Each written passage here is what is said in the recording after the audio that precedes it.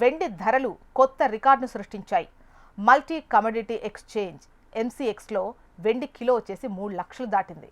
వెండి ప్రతిరోజు కొత్త రికార్డును క్రియేట్ చేస్తూనే ఉంది కదా. దీని వెనుక అసలు కారణం ఏంటి? వెండి ఎక్కడి నుంచి వస్తోంది మనకి? డిమాండ్ అకస్మాత్తుగా ఎందుకు పెరిగింది? భారతదేశంలో వెండి వనరులు ఎక్కడ ఉన్నాయి? గత 5 సంవత్సరాల్లో దేశం దాదాపు 33,000 టన్నుల వెండిని వినియోగించింది. ఇందులో ఆభరణాలు, నాణాలు, పారిశ్రామిక సామాగ్రి ఉన్నాయి. పారిశ్రామిక డిమాండ్ పెరగడంతో పెట్టుబడిదారులు కూడా వెండి వైపు ఆకర్షితులవుతున్నారు. అందువల్ల వెండి ధర మరింత పెరిగే అవకాశం ఉంది. ఎలక్ట్రానిక్స్ పరిశ్రమలు లైక్ స్మార్ట్ ఫోన్స్, ల్యాప్టాప్లు, టీవీలు, కెమెరాసు, మైక్రోచిప్, ప్రింటెడ్ సర్క్యూట్ బోర్డులు మొదలైనవన్నమాట. దాదాపు ప్రతి ఎలక్ట్రానిక్ వస్తువుకు నానోపూత లేదా కండక్టర్గా వెండిని యూజ్ చేస్తారు. ఇక సౌర పలకల్లో సిల్వర్ పేస్ట్ ఫోటోవోల్టాయిక్ కణాల్లో దీన్ని యూజ్ చేస్తారు. ఇది సూర్యరశ్మిని విద్యుత్తుగా మార్చే సామర్థ్యాన్ని పెంచుతుంది.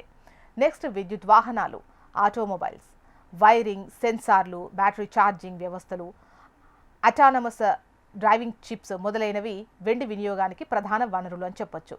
ఇక వైద్య రంగంకి వచ్చేసరికి వెండికి యాంటీ బ్యాక్టీరియల్ లక్షణాలు ఉంటాయి. అందువల్ల దీన్ని వైద్య పరికరాలు, గాయం డ్రెస్సింగుల్లో, నీటి శుద్ధీకరణ ఫిల్టర్లుగా, ఆసుపత్రి పరికరాలకు పూతలు, ఫోటోగ్రఫీ, ఎక్స్రే ఫిల్మ్లో యూజ్ చేస్తారు. అయితే ఈ డిజిటల్ యుగంలో ఈ వినియోగం కాస్త తగ్గింది. కానీ ఇప్పటికీ కొన్ని రంగాల్లో వెండి ఆధారిత ఫిల్మ్లను యూజ్ చేస్తున్నారు.